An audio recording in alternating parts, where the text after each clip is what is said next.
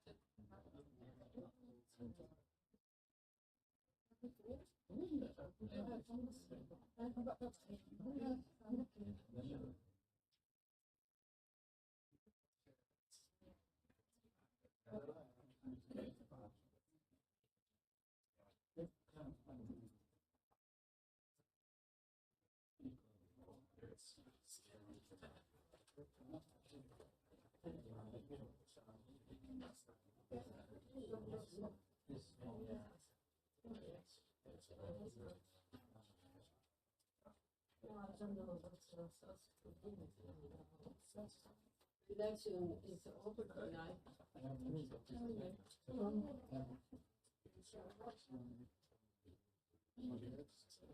I don't know. They're waiting to get a.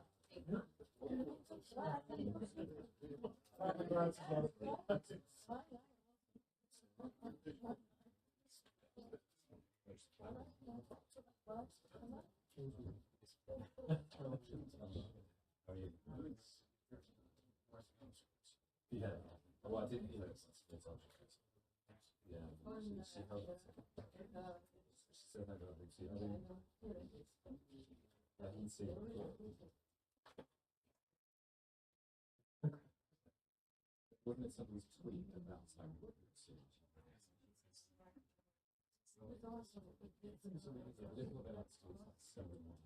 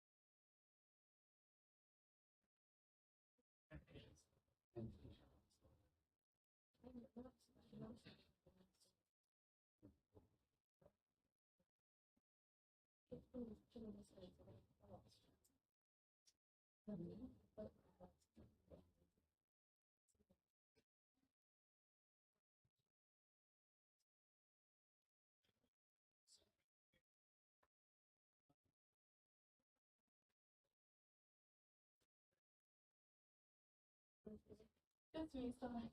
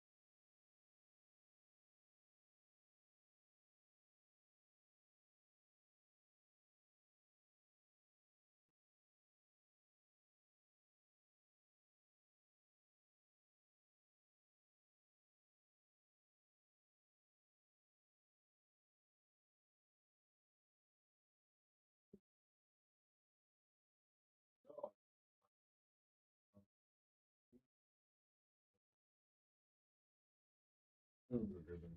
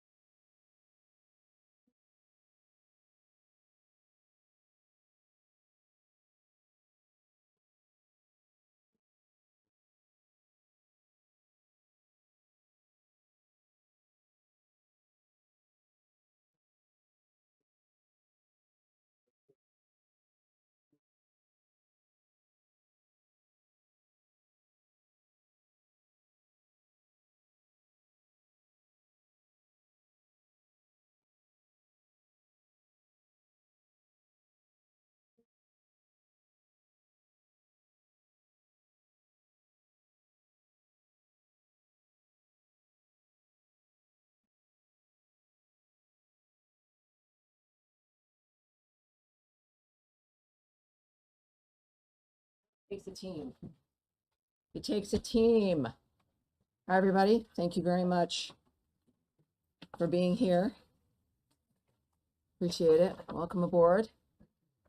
Just a reminder, it's a beautiful day, at least it was when I came in this morning, of the number of people it takes to get me up here on the podium. But they don't remind me to get rid of my lozenge. So I have to do that myself. Thank you all very much for being here. I did see Humaira with Reuters putting some blush on in the bathroom. I did see that. Do you know why? But do you know why? Because on occasion, cameras do face this first row or so. Well, it was not really in there. It was in the ante room. It was in the ante room, which has chairs and a couch. It's very fancy-ish. Tammy, I'll keep that in mind. No, no. You better be careful with that. I will. I know you do not keep your sources or secrets to yourself. Well, you keep your sources to yourself, but not your I'm very secrets. much All right, yes, you do. Too much, so. Too much. All right, everybody, thank you. We do have a couple of announcements here. I want to begin to reiterate the words of President Trump and Secretary Rubio in condemning the horrific terrorist attack in Colorado on the Jewish community, who were raising awareness for the hostages still being held by Hamas. Since the beginning of Secretary Rubio's tenure as Secretary of State, his focus on visas and the State Department's role determining who is allowed into this country has often been mocked, derided, or dismissed. This heinous attack is a reminder that the decisions about who we let into this country and who we allow to stay is of vital national security and personal security importance to this country and of Americans everywhere.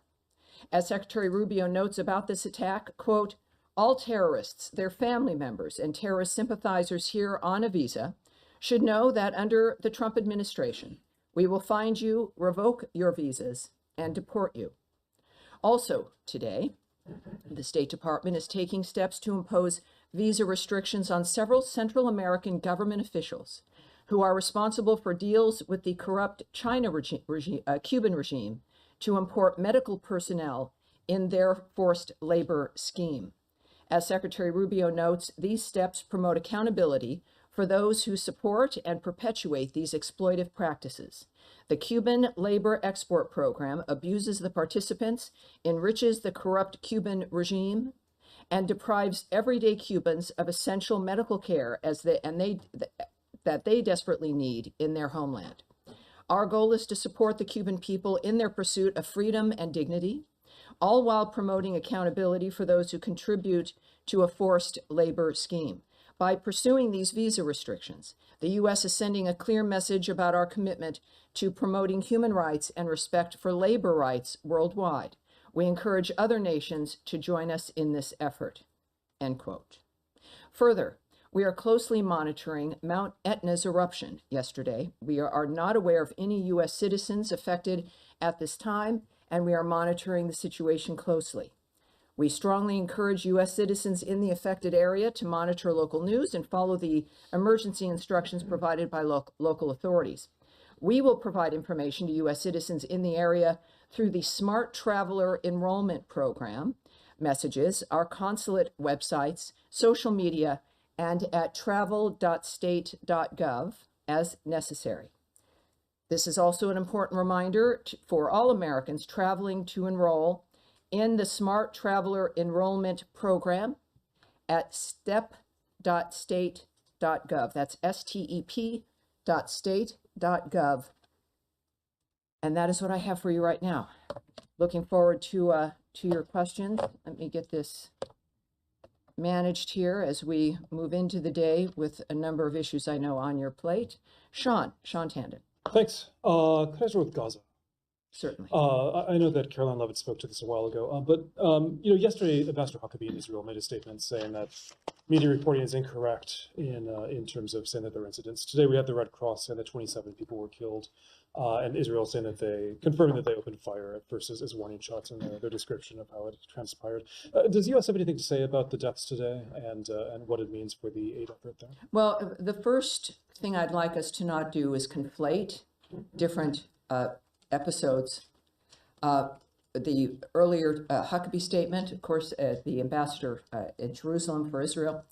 There was a series of events that were fake news, that were debunked, that were reported though as having occurred. And then there is a situation where there were reportedly 27 casualties at a site today, and the IDF has noted that they are investigating.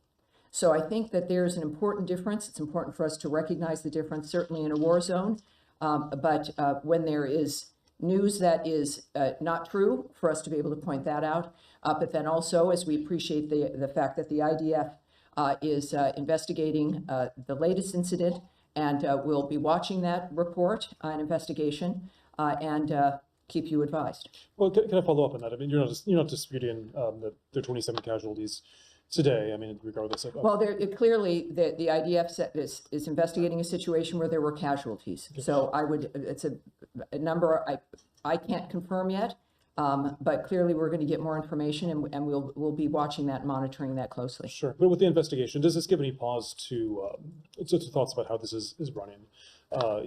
There's criticism throughout of the Gaza Humanitarian Fund, the idea that it's not a humanitarian, not following humanitarian principles by having, for example, the Israeli military around there. Does this give any pause, any rethink about how this is going, considering you've seen these? Well, we wouldn't need, of course, the Israeli military as security. They wouldn't need to be there if Hamas would lay down their weapons and release all the hostages and the bodies that they're also holding. So let's not forget why this situation is maintained and is in the situation, the condition that we're in. It's important to not look at individual events in a vacuum in that regard, but also everyone has wanted food and aid to go through into Gaza. It is a war zone, and different kinds of decisions have to be made. People put their lives at risk to get the aid into those kinds of regions. And this is one of those cases. We'll find out through the IDF investigation what occurred. But the fact of the matter is, I think we are now at 7 million meals distributed to date. Now, obviously, we would like perfection. There is no perfection under any circumstance. We would like it to be even more, and they are going to be increasing, I believe, their sites, 4 more distribution sites that will include northern Gaza as well. So these are imperfect situations for catastrophic areas where the rest of the world has wanted this to be done. We have to try, and that's what they're doing. They're not only trying, they're succeeding in getting the meals distributed. And in the meantime, we're going to obviously be determining how that's working and how we can further improve, perhaps. And I would guess that they're going to, obviously, as the ones on the ground, make a determination about how to do this and refine it as we go on. Yeah, Andrea. Let me just follow up on that, because no one should jump to conclusions. We all have reporters on the ground. Israel has not let U.S.-based reporters in, but we have partners there and staff members there who have been courageously there since October 7th. Doing this job. And if, unlike other war zones in Ukraine, in Iraq, and elsewhere where U.S. reporters have always been, in Vietnam, this is the first conflict where we have not been able to go in except with IDF escorts for particular photo opportunities. So that is one fact. But the ambassador, the chief diplomatic representative of the United States, ascribed a collective guilt to what he said was not just misleading reports in the fog of war. We all know what happens in some instances, and we're not sure that these cases. But to suggest that the press reports fostered anti-Semitism, which led to the death of the 2 embassy people here in Washington and to other anti-Semitic attacks in this country, is hyperbole beyond what is normal diplomatic practice. And as a journalist and as a member of this press corps, I think it's deeply offensive for someone who has. Well, I don't speak for Ambassador this Huckabee. region. I understand, Andrea. I know. I understand. And I understand the depth of your work and the work, Andrea.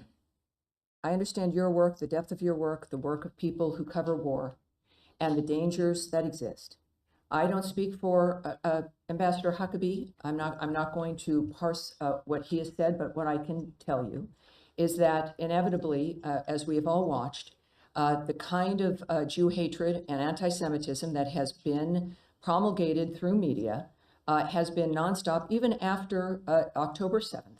And that if you weren't involved in that and others who are not involved in that, that's not who he's speaking about. I would argue that it would be naive to suggest that the Jew hatred that, whether it's through social media, through fake news, through the rhetoric regarding Israel, through the years, has not developed or perpetuated anti-Semitism. It's naive or mistaken. I'll give you that word. I think it's obvious that these things don't happen in a vacuum, and that the rhetoric against Jews for 2,000 years has been nonstop and quite blunt.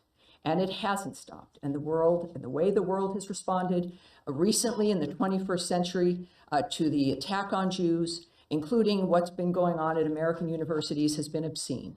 So I think we should allow individuals to have their opinions about what has contributed to the murder of 2 Jews in Washington, D.C., who were simply enjoying a night out, who instead of being married in the next few months had to be buried.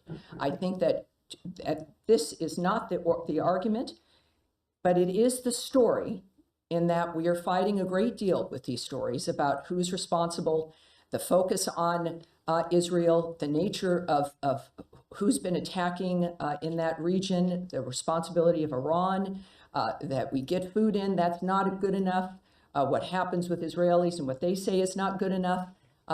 What the president said, I'll reiterate here, is that we have got to move past all of this. There has to be new ideas. We have to end this circle, and that's what we're doing here. So when we think about, I think the ambassador, our ambassador to Israel, has every right and will speak his mind, as he is the ambassador to that important state that is constantly under attack.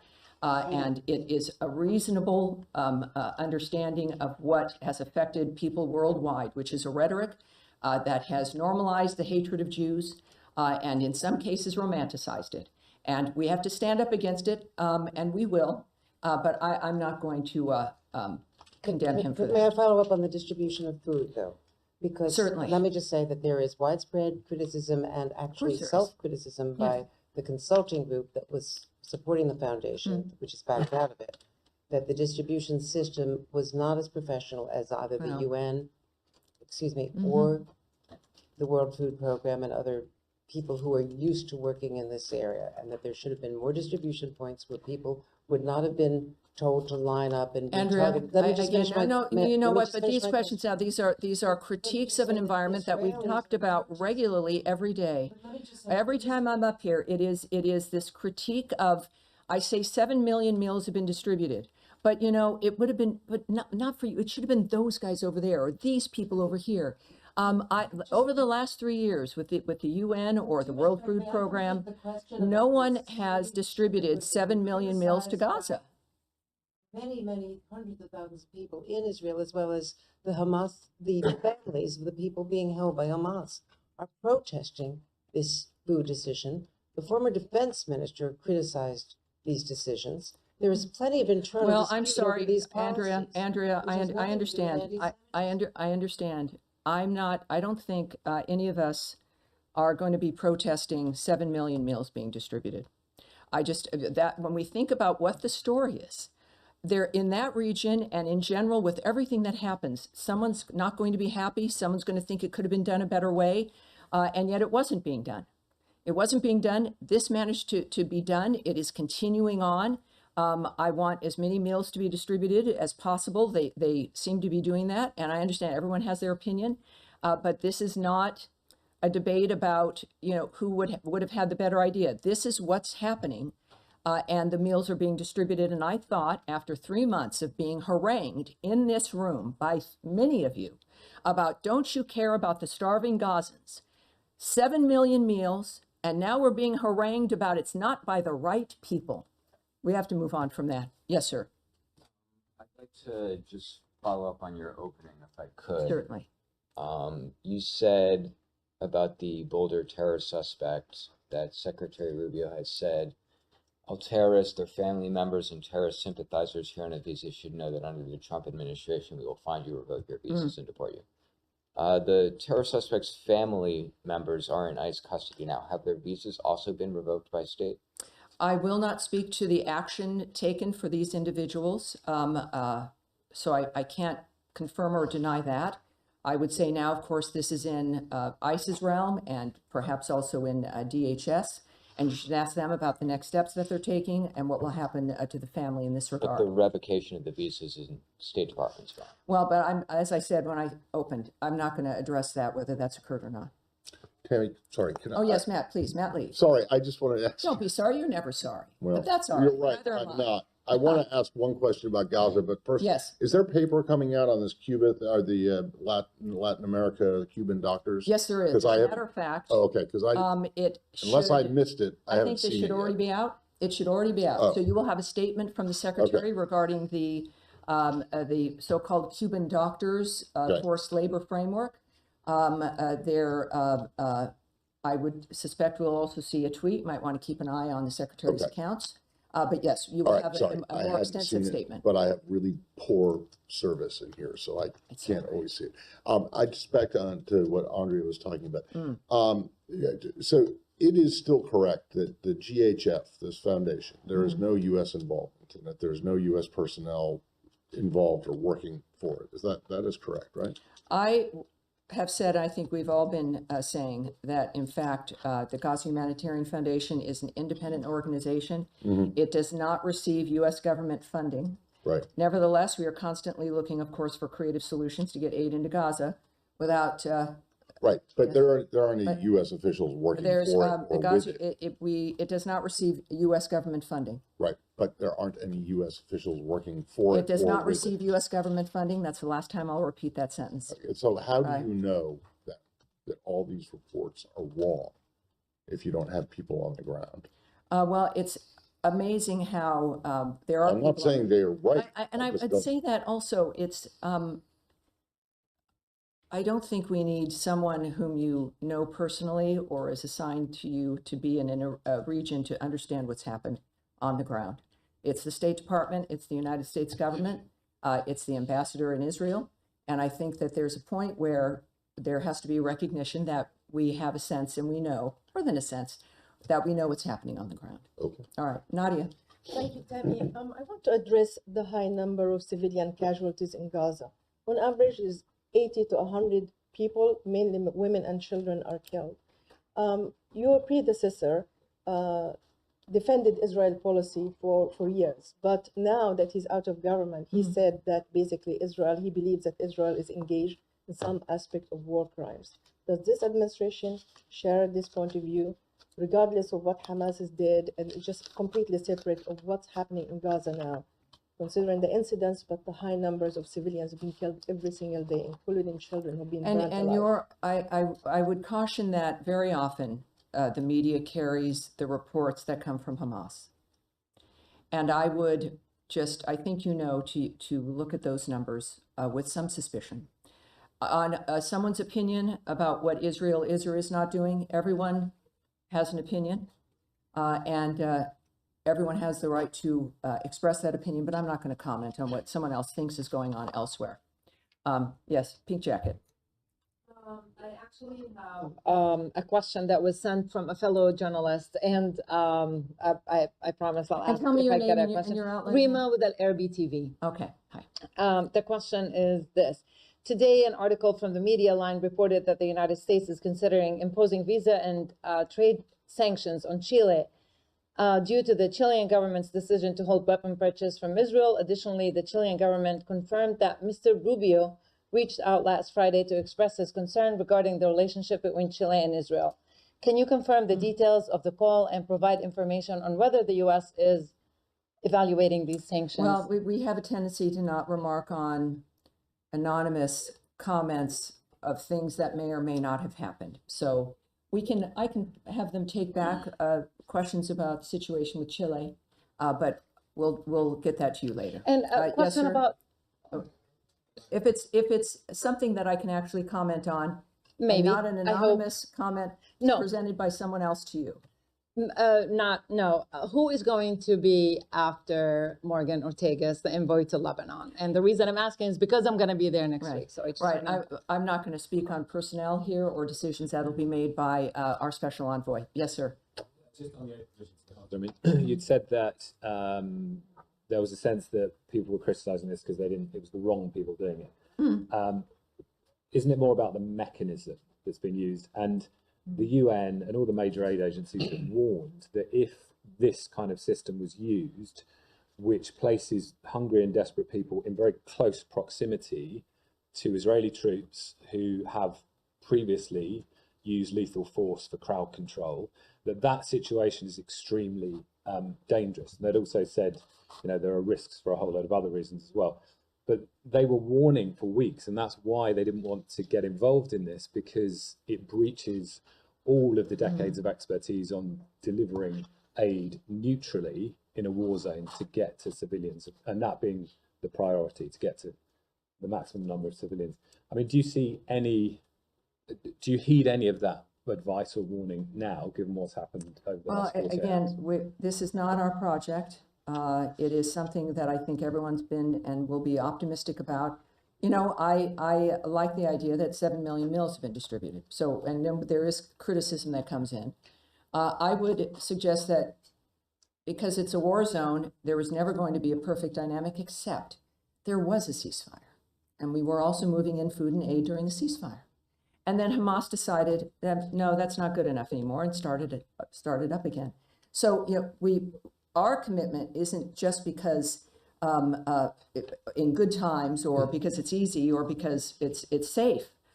We've been working hard to try to have a framework and asking people for new ideas about how to get this done, because those known entities and known factors and known people have been unable to do anything.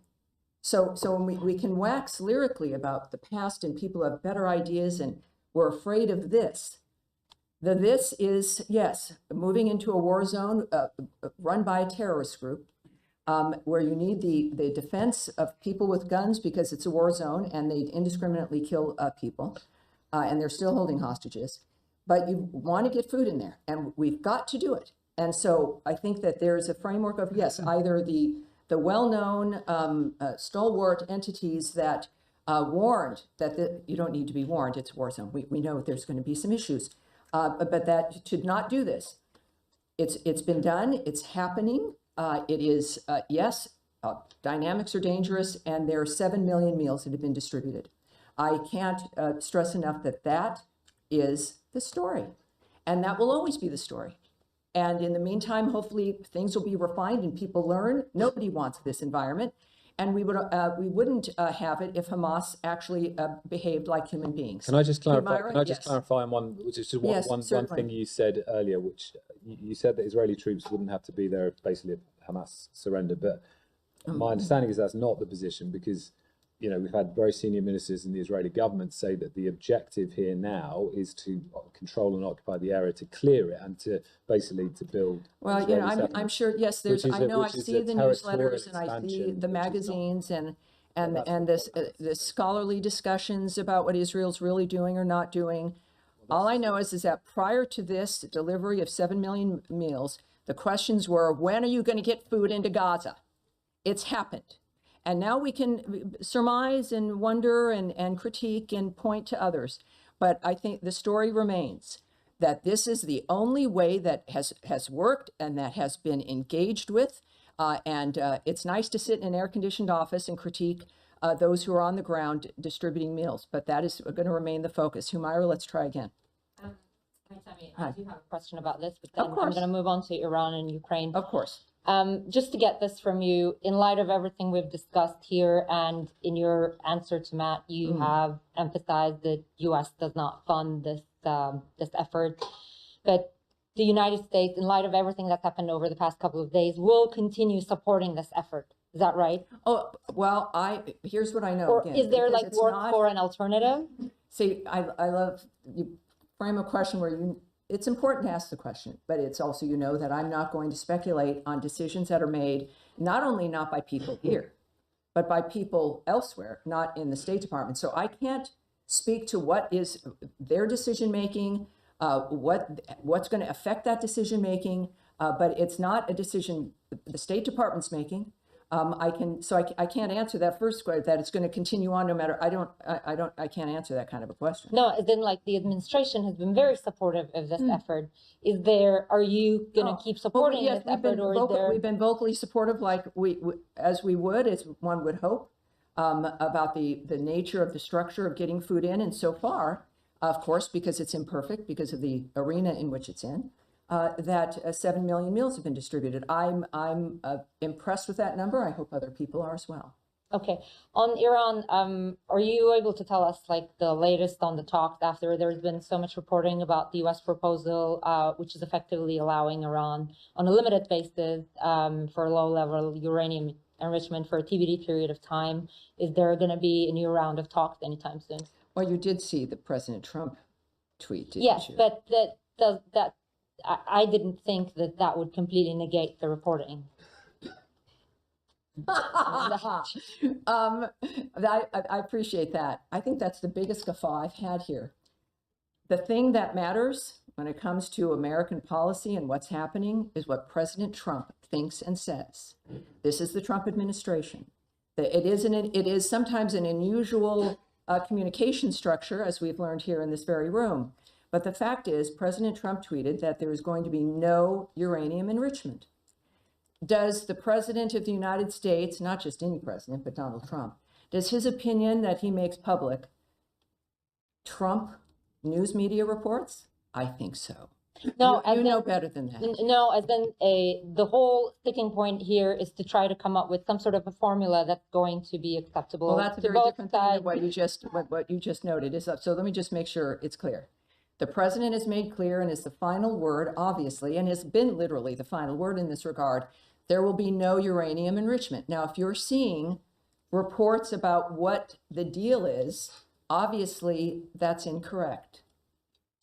The president leads this. The president guides this. It is his guiding hand.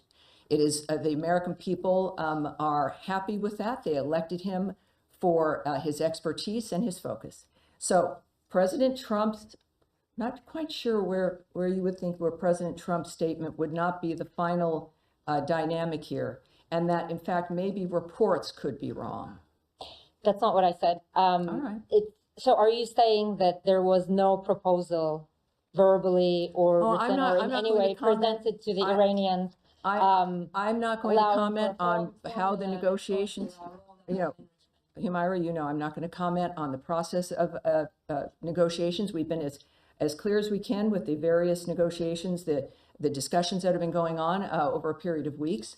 And there's been readouts put on those and, some elements of some details, but you can't discuss the nature of what a negotiation is because there's many elements involved and many different intentions involved, and the end result we won't know until it's over. So I'm not going to say if there was a submission or what the details were. What I do know that is public and blunt is the President of the United States statement about what it won't be, and that is the one thing we know at this point. All right, yes, sir. Any idea about the next round of talks, when and where it will happen? No.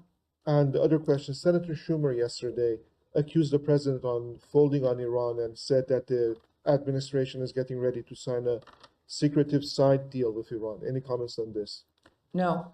What I can say, though, of course, is that the maximum pressure campaign on Iran remains in full force. All right?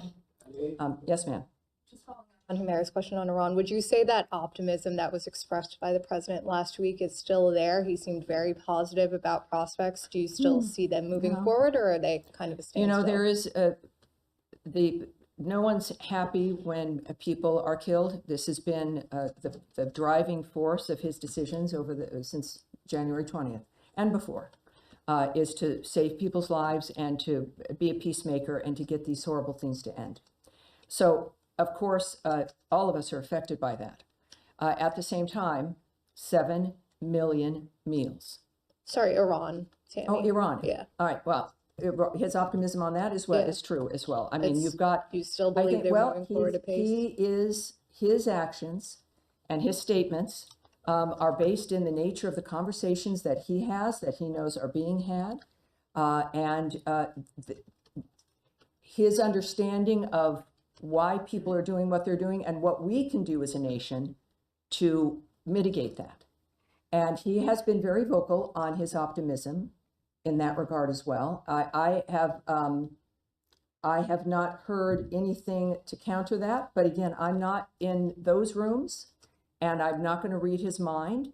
I do know that these people have been at the table because of the nature of the power of his influence and the power of the United States. He wouldn't be doing something that he didn't think he could accomplish. And I think that is informed in part by his optimism. And then quickly on visas, are the student and exchange visas still on hold? And do you have an estimate of how much of a backlog this has now caused? All right. The appointments for them. Yes. There is going to be, I can tell you there'll be more on this but before the end of the week. The original cable indicated it was going to be a matter of days. And I think that this is a sense of making sure that embassies and consulates are prepared to make sure that all the steps that are needed are able to be taken, and just making sure that things were in order, that this is not a never-ending dynamic. And we are looking at, again, an update in a matter of days in that regard as well. And any sense of the backlog that this has caused? Well, no appointments were canceled. There were, people have been encouraged and continue to be encouraged to, there's two steps, right? You apply, but then you have to have an interview. And so inevitably, no appointments were, canceled or eliminated from availability. I think that when this returns, we're going to see that appointments are going to be able to be made. It's not like it's a time block that can't be returned, that days can't be returned. I think that once this is done and it's back online, it'll go pretty quickly. Yes. Thank you. Just to follow up on the Gaza Humanitarian Foundation, you mentioned that the IDF is looking into investigating the incident that happened most recently out of several incidents of violence. You highlighted that they're succeeding in getting millions of meals distributed, and you said that in the meantime, we're going to obviously be determining how that's working and how we can further improve this. And as my colleagues have pointed out, the US government's very vocal about supporting this as a creative process and trying to improve a very dire situation on the ground. Sure. Do you have anything to say about how this process could be improved? No. There are people more knowledgeable than me, obviously, who are on the ground, who do this for a living, who are experts. I have no comment. No one here is going to have a comment or advice on how things should move. It's just the opposite. I spent 25 years in media doing exactly what you're asking. And it's a different language, but I'm here to just at least certainly try to get the details to you without opining or making suggestions. Yes, could I just follow up on one? Sure, one more. Do you agree that the area of improvement would involve something to do with the security situation and reducing the number of casualties? I will not speculate or give advice or muse on any aspect of that issue or pretty much any other. Can I have one? All right, yes sir. No, we're going to move on here. Yes sir, go ahead. I'll stay in Gaza, but in different aspect. Lately, in the last couple of days, there was some developments in the negotiations toward reaching a ceasefire. There was a new U.S. proposal. Hamas wanted to enter some changes to it. It was not acceptable by the U.S. Yesterday, Hamas announced that it's willing to enter a non-direct negotiation with Israel to reach a framework that will lead to a ceasefire. Are you supportive of this?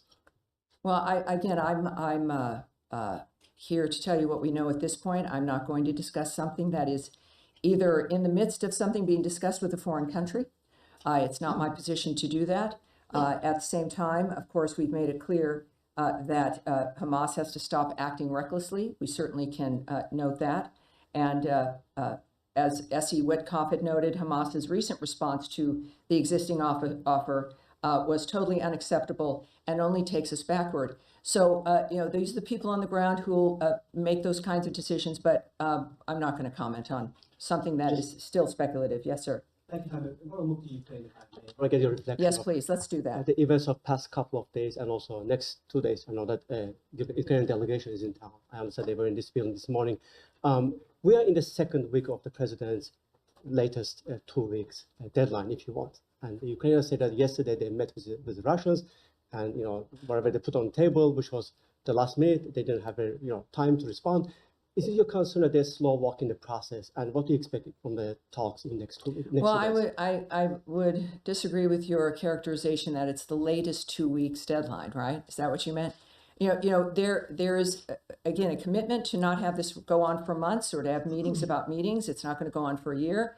The president and the secretary want an accomplishment and a deadline. They know what can be accomplished, and sometimes, remarkably, in negotiations, you have some progress, and then things move forward. Right? Then you actually can make a difference, and you're somewhat flexible in being able to make it work. So I think that it is has to be taken within that framework. As far as the negotiations between Ukraine and Russia, we did not have a delegation there. I think we are certainly reading a lot of things in the media, but as the president has said, and as the secretary has noted as well, this has now got to be between the parties. And there's some discussion of the exchange of wounded prisoners and very young prisoners. We can read that in the news. But again, we do look at what people do, not what they say. According to media reports, on the Russian side, they are beefing up their demands. Not only they cover Ukraine, they also talk about Georgia, Moldova, and their NATO aspirations. Does the United States have any position on that? Well, we've seen those reports. He's asking about Georgia and Moldova, the support of additional countries, et cetera. We've seen those reports, and we continue to support direct talks between Russia and Ukraine. We, of course, have said repeatedly there's no military solution to this conflict. And the president supports, though, any mechanism that leads to a just, durable, and lasting peace. Any mechanism, we'll have to see where that plays out. Yes, sir. Thanks, Tammy. 2 questions for you. Number one, Career Ambassador David Hale met today with the Lebanese Prime Minister. Was Ambassador Hale there in his capacity, the State Department, or in a private capacity? I'm going to have to take that back and get that back to you. Second topic. Yes. The French presidential advisors spoke with their Israeli counterparts today, said they would not be moving forward with unilateral recognition of the Palestinian state at the upcoming UN two-state solution conference. I'm trying to get a sense of the American posture and policy toward this upcoming conference, because obviously the Trump administration is not a proponent of moving forward with a two-state solution at the moment. Is it to take a hammer to this conference? Is it to work within the contours and try to find like a bridging solution with everybody? I mean, what is the approach to this conference from the State Department? Well, I would consider that a discussion of a diplomatic strategy, or certainly plans that one would have or not have when we're discussing something as serious as this. It's good news if what you indicate is correct, that the French have backed away from what their plans are. But this is Israel. Obviously, you can also check with Israel when it comes to their position in this regard. But I won't discuss from this podium what our plans would be at the UN or at any other conference. Yes, sir, at the end. Me? Sorry. Yes, sir. Yes, sir. Ryan from Bloomberg. I'm new to the room. Terrific. Just back to Gaza. There's been a shift in tone in some European countries when it comes to Israel, notably in Germany, whose chancellor has said that the situation in Gaza could no longer be justified by a fight against Hamas terrorism. Some countries like UK and France are considering trade sanctions and restrictions on arms sales. Are you seeing a split with the U.S. when it comes to this, and do you have a message for your European allies? No, I have no comment on that. All right. We'll talk to you in the blue jacket, please. Thank you, Tammy, very much. Yeah. Election on South Korea. As an ally of South Korea, what does the United States view about this Korean presidential election? And do you think the president elected in this election will be able to improve U.S. and South Korean relations? Thank you. Yeah, so there's an election. We are waiting for its certification, and we will certainly have a statement when that occurs. All right. Yes, sir. Two questions. First, on Gaza and West Bank, where does the Trump administration stand when it comes to the two-state solution? Is it still on their radar, on this administration radar, or it's not? Well, what we are focused on, obviously, is a ceasefire so that this wholesale terrorist slaughter of innocent people can finally, for once in a generation, come to a complete and total stop. But I would like to, we've discussed the Gaza situation quite regularly here, so let's, is that my microphone or someone else's microphone that is I'm getting feedback on? One more? There is an audio problem, so let's make sure the mics are down unless someone is speaking. One more, Tammy? One Gotcha, more? all right. One more? Well, if you're going to move on from Gaza, Yeah, there are thank a you. host of Yeah. other subjects, and I'm Thank you. having to I go will. soon, and we've not touched Yeah, on a number on of Syria. things. Just one more. So Sorry. one more. Yeah, thank you. How does the Trump administration assess the latest efforts from the interim government in Syria? All right, so Syria, we, of course, our asks of the Syrian government have not changed. We are, of course, continuing to support. Ambassador Barak is there as our lead in that regard, working with making sure that that government has a chance to succeed. We've taken actions here, of course, to make sure that there are waivers when it comes to sanctions, allowing a number of other issues to be able to be implemented, including memorandums of understanding regarding electricity and the basic functional aspects of life, which, of course, is importance there.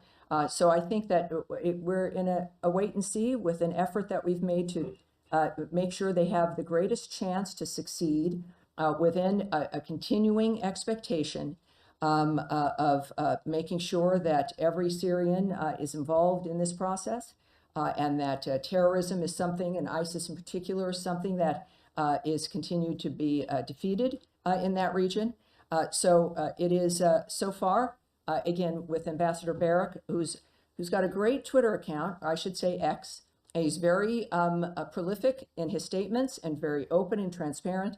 And you'll see there the fact that things are moving along. But of course, we watch with the, I think, correct amount of expectation and seriousness about what's possible. All right. All right. So now, other than Gaza, more on Syria. All right. Questions on Syria. And I want to know your comment or assessment about the recent negotiations between the Kurdish-led, the Kurdish-led administration negotiation with the Syrian interim government. You know, the Kurds continue to emphasize the importance of preserving their autonomous administration in Rojava, northwest Syria. Right. Does the United States support this approach? And the second question, there have been reports suggesting that the U.S. has given its tacit approval to the Syrian interim government to retain custody of the foreign fighters and potentially integrate them into their defense structure. These claims have gained traction following the recent visit of the U.S. Special Envoy to Syria, to Damascus. All right, so let me answer this because we're running out of time. The first question we've discussed, certainly even when the Kurds were here, and the nature of our awareness regarding the energy issues, et cetera. So I'm not going to be repeating that. If there's anything new, can we take it back and see if there's anything new or a new development regarding the Kurds in that regard? But and that's regarding, of course, Iraq. But I think regarding the military bases and the foreign fighters. So our asks of the Syrian government have not changed in that regard. During, I guess, as Ambassador Barak noted in Damascus, we are clear about the challenges facing the Syrian government as they take concrete steps toward the president's request in building a secure and stable Syria. And the ambassador stressed that transparency is of utmost importance as the Syrian government develops a plan in the days ahead. I would leave it at that, in the fact that also referring you to the DoD when it comes to issues regarding bases, et cetera. But I think that it's remembering that our asks of the new Syrian government have not changed, and that we are watching their process and expecting transparency about the choices they make and how they make them. That's about as clear, as unclearly clear as I can be.